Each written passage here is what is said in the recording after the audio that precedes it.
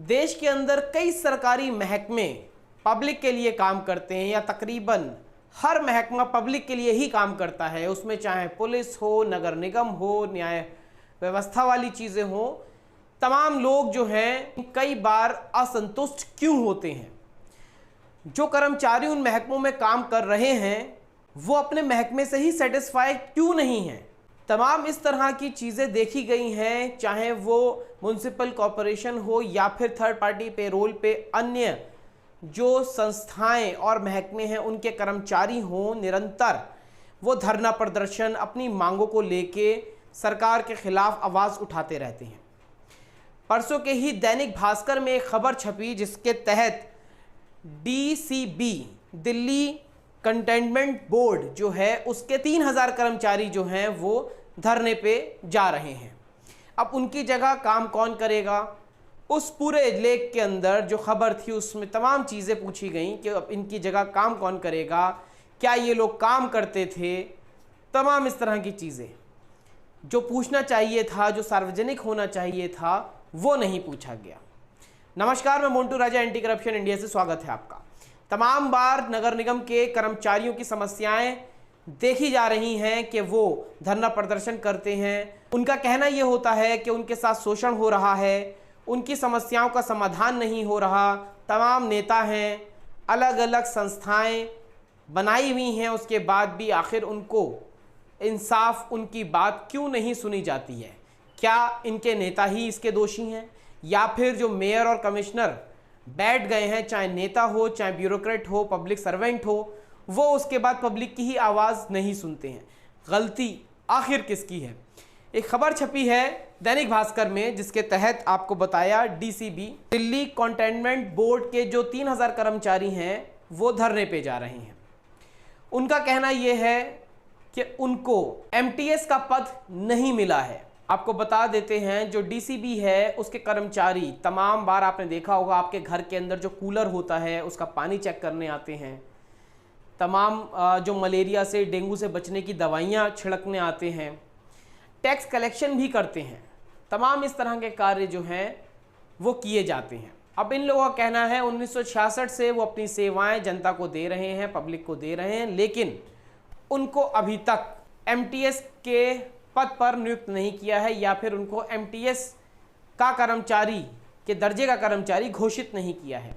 इस बार की अगर बात की जाए, चाहे मलेरिया हो, डेंगू हो, चिकनगुनिया हो, उनकी जो संख्या है वो कई ज़्यादा दर्ज करी जा रही है। मलेरिया पिछले साल से 6 गुना ज़्यादा बढ़ा है। डेंगू की बात की जाए तो 2.5 दशमलव की ज़्यादा बढ़ोतरी है। वहीं चिकनगुनिया 3 गुना ज़्यादा बढ़ा है। उसके बाद भी अगर ये कर्मचारी हड़ताल पे जाते हैं तो इनका काम कौन करेगा।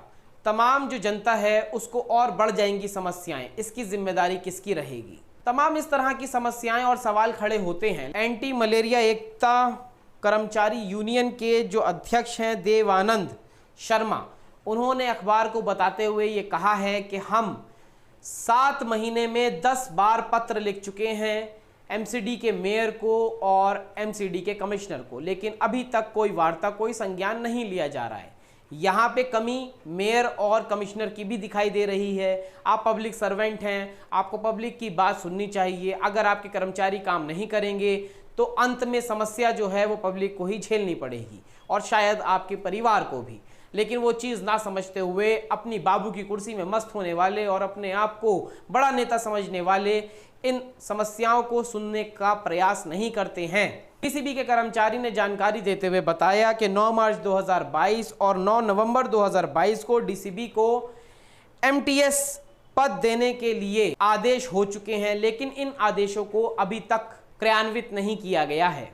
अखबार ने तमाम ये चीज़ें छाप दी हैं, लेकिन अखबार को ये भी चाहिए कि इन नेताओं से आखिर मांगे पूछ ली जाती तो जनता को भी समझ में आ जाता आखिर ऐसी कौन सी मांग ये कर्मचारी कर रहे हैं जो 1966 से अब तक ये MTS इनको दर्जा नहीं मिला है और क्या इनकी समस्याएं होती हैं, क्या इनकी मांगे होती हैं। अगर 5-5 मांगे ही छाप देते तो आखिर जनता भी समझ जाती कि इनको समस्याएं क्या है, क्यों ये काम नहीं करना चाह रहे हैं, क्यों हड़ताल कर रहे हैं। अगर मलेरिया, डेंगू, चिकनगुनिया बढ़ गया है और इस हाल में ये लोग हड़ताल पे जा रहे हैं तो और समस्या बढ़ेगी। इतनी भयंकर समस्या अगर बढ़ने वाली है तो इनको हड़ताल पे नहीं जाना चाहिए और सरकार को भी ये ध्यान रखना चाहिए कि वो अपने कर्मचारियों को जो उनके लिए कार्य कर रहे हैं उनको खुश रखा जाए, उनको जो हक उनका बनता है वो मिले। कर्मचारियों को भी ये सोचना चाहिए कि एमसीडी के अंदर बदलाव हुआ है, सरकार नई आई है, पहले बीजेपी की सरकार, अब आम आदमी पार्टी की सरकार है, तो तमाम जो चीज़ें हैं उसको होने में समय भी लग सकता है क्योंकि पार्टी बदली है। तमाम आम आदमी पार्टी को अड़चनों का भी सामना करना पड़ रहा है। ऐसी स्थिति में इस तरह की हड़ताल एक दूसरी तरह का भी इशारा करती है, कहीं सरकार ये ना समझे कि तमाम कर्मचारी हमें ब्लैकमेल कर रहे हैं। तो तमाम इस तरह की खबर छपी है, लेकिन एक पक्ष जो है और जाना जा सकता था। तमाम कर्मचारी जो उनकी मांगे हैं वो छापी जा सकती थी ताकि लोग जो हैं वो उनको समझें, सुने और पढ़ के समझ सकें कि क्या समस्याएं होती हैं। दूसरी चीज़, ये तमाम जो कर्मचारी हैं, सफाई कर्मचारी हैं, एमसीडी कर्मचारी हैं, इनकी समस्याएं निरंतर जारी हैं। सरकार इनको कब तक संज्ञान में लेगी, कब तक इनकी समस्याओं का समाधान होगा, ये कुछ तय नहीं है। आप इसके बारे में क्या सोचते हैं? इनकी समस्याओं के चलते आम जो नागरिक हैं उनको भी समस्याएं होने वाली हैं।